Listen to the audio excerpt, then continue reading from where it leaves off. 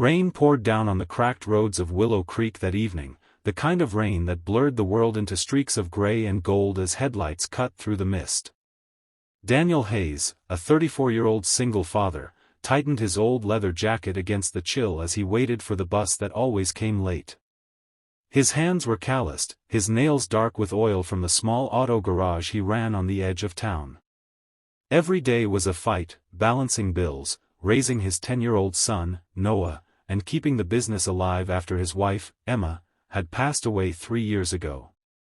But Daniel didn't complain. His son's laughter every morning was enough reason to wake up and keep going.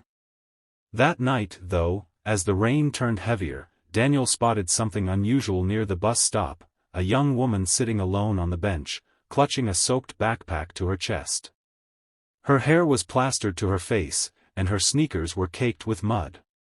She looked lost, terrified, and far too young to be out in this weather. Daniel hesitated, then sighed. "Hey, you okay there?" he called out over the rain. The girl flinched, looking up with wide brown eyes that shimmered under the flickering streetlight. I'm fine," she stammered, shivering. But she wasn't. Daniel could see it. She was trembling, her lips pale, and she didn't even have an umbrella. "You'll catch your death sittin' out here," he said, stepping closer. "Bus stopped running an hour ago. You got somewhere to go?" She shook her head slowly, her voice cracking. I thought it would come back. But my phone died. I don't know anyone here." Her accent was soft, refined, not from around here. Daniel's fatherly instincts kicked in. "All right, look," he said, scratching his beard. "I'm not a creep, I promise. I got a son at home, and a couch you can crash on till morning. You'll be safe." The girl looked at him with suspicion at first. Who wouldn't? But then her eyes softened at his sincerity. I don't want to bother you." "You ain't both errand nobody," Daniel said. "Come on, kid. You'll freeze." 10 minutes later, his old pickup truck rumbled down the muddy road toward his small 2-bedroom house at the edge of town. The girl sat silently beside him, wrapped in his flannel jacket, staring at the passing lights. "What's your name?" he asked after a while. "Lila," she murmured. "Lila Carter." He nodded. "Pretty name." "I'm Daniel. And that little firecracker you'll meet at home is my boy, Noah." A small smile tugged at her lips. "You're a mechanic?" she asked, glancing at the oil stains on his hands. "Yup. Best in town, though that's not sayin' much," Daniel chuckled. "So what's your story, Lila Carter? You a runaway?" Her expression changed slightly, a flicker of pain passed through her eyes. "No. Just a college student. Things didn't go as planned." "College, huh? Where?" "Ridgeview University," she said quietly. Daniel raised an eyebrow. That was a fancy place, miles away, where only the rich kids went. But he didn't press her. Everyone had their reasons. When they arrived home, Noah ran to the door, barefoot and smiling. "Dad! You're late, who's that?" "This here's Miss Lila," Daniel said. "She's gonna stay the night, okay?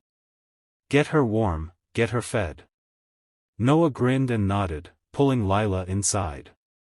"You can have my blanket. It's super soft," he said proudly. Lila's eyes softened. No one had been that kind to her in a long time.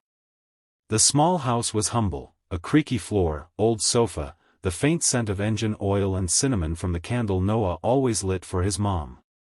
But it felt safe. "You can take a shower," Daniel said awkwardly, pointing toward the bathroom. "There's hot water if the heater behaves." "Thank you," she whispered. As she closed the bathroom door, she leaned against it for a moment, letting the warmth of the place sink into her bones. The sound of laughter from the living room, father and son teasing each other, felt like something she'd been missing all her life. Later, as she sat at the small wooden table, Daniel handed her a bowl of soup. "Ain't much, but it's hot," he said. Lila smiled faintly. "It's perfect." For a moment, the three of them sat together, a poor mechanic, his boy, and a mysterious college girl, laughing softly as thunder rolled outside. Yet beneath her smile, Lila's mind was racing. She had never eaten with strangers before. She had never been in a house so small yet so full of warmth. Because Lila Carter wasn't just a broke student. She was the daughter of Victor Carter, billionaire CEO of Carter Enterprises, a man whose face appeared on magazine covers and whose fortune could buy the entire town 10 times over. But Lila had left that world behind after discovering how cold, empty, and transactional it was. She had wanted to live a normal life, to earn her own way, to feel what it was like to struggle, and tonight, sitting in Daniel's kitchen, she finally understood what kindness without agenda felt like. The next morning, Daniel woke early as usual, frying eggs while Noah packed his school bag. Lila woke to the smell of breakfast and the sound of Noah humming in the background. "Morning, sunshine," Daniel greeted her. "There's coffee if you want. Black, though, sugar's a luxury here." She smiled sleepily. "Black's fine." He noticed how different she looked now, hair dry, eyes brighter. "So, you got plans today? I can drop you off somewhere." She hesitated. "Actually, I don't. My roommate kicked me out, and I can't afford rent right now. I was kind of hoping to find a part-time job and figure it out." Daniel scratched his head. "Well, I can't pay much, but the garage could use an extra pair of hands. Paperwork, customers, that sort of thing."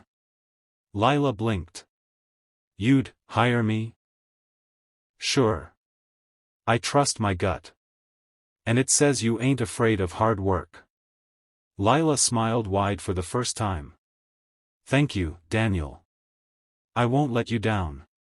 From that day on, Lila worked at the garage, handling calls, keeping records, even learning how to change oil and replace tires. Daniel was patient, teaching her with quiet pride, while Noah adored her. He followed her around, calling her Miss Sunshine. Soon, the little garage began to change.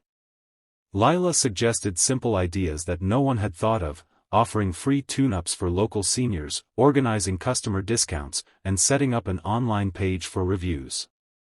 Business slowly picked up, and Daniel couldn't understand how everything was suddenly improving.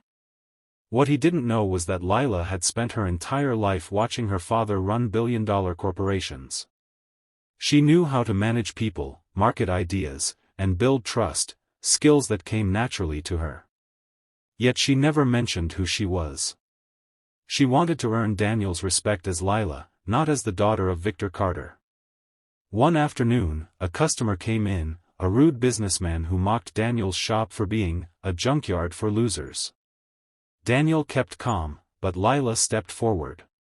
"Sir," she said firmly, "this junkyard has fixed more cars than your fancy dealership ever could. Maybe treat people with respect next time." The man sneered, but left quietly when he realized he'd been outclassed. Daniel watched her in awe. "You sure you're not some kind of manager in disguise?" he joked. She laughed softly, but her eyes betrayed a hint of truth. Days turned into weeks, and the house grew livelier. Lila would cook dinner with Noah, tease Daniel about his outdated tools, and sometimes stay up late doing homework at the kitchen table while Daniel dozed off nearby. One night, she asked softly, "Why do you work so hard, Daniel?" He smiled tiredly. "Because love's expensive," he said.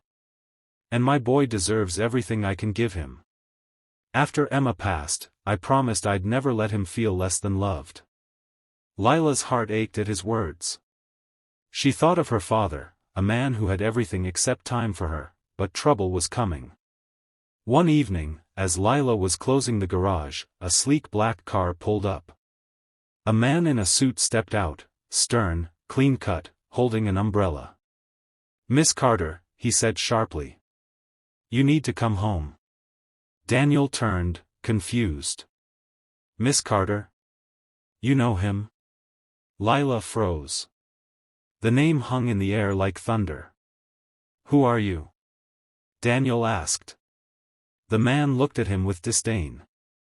I'm Mr. Cole, assistant to Victor Carter, her father.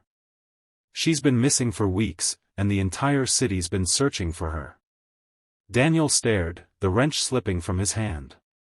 Your father's. Victor Carter? The billionaire? Lila's eyes welled up. Daniel, I was going to tell you, you lied? He whispered, stepping back. All this time? No, I didn't lie. I just wanted to be normal. To be seen for who I am, not for my name. Mr. Cole interrupted coldly. Your father is furious. Get in the car, Miss Carter. But Lila didn't move. She looked at Daniel, her eyes trembling. Please, believe me. You and Noah showed me more kindness than anyone ever has. I never wanted to hurt you. Daniel's jaw tightened. He wanted to be angry, but how could he? The girl had brought light into their dark little world. Still, he stepped aside, his voice low. Go home, Lila. That's your world. Not this one. Lila's tears mixed with the rain. She turned slowly and walked toward the car, her reflection fading in the puddles as the door shut behind her. As the car drove away, Noah ran up, clutching her old scarf. Dad, where's Miss Lila going? Daniel swallowed hard, staring at the road disappearing into the night. Home, son, he said softly. She's going home. But deep down, he knew, nothing about that goodbye felt like an ending. It felt like the start of something neither of them could forget.